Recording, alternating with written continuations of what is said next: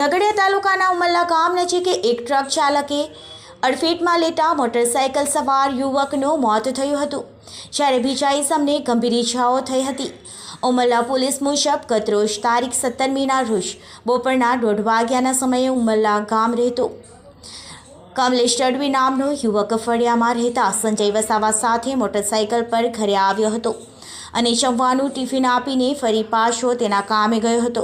ત્યારબાદ 2:15 વાગ્યાના અરસામાં તેના પરિવારજનોને ખબર મળી હતી કે કમલેશની મોટરસાયકલને એક ટ્રકે અડફેટમાં લેતા અકસ્માત સર્જાયો હતો।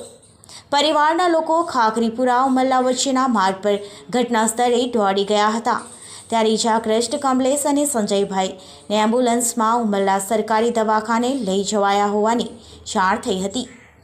ઇજાગ્રસ્ત કમલેશને દવાખાનામાં ફરજ પરના તબીબે મરણ પામેલ જાહેર કર્યો હતો અને તેની સાથેના સંજયભાઈને ગંભીર ઇજાઓ થઈ હોય વધુ સારવાર માટે રાજપીપળા લઈ જવાયા હતા।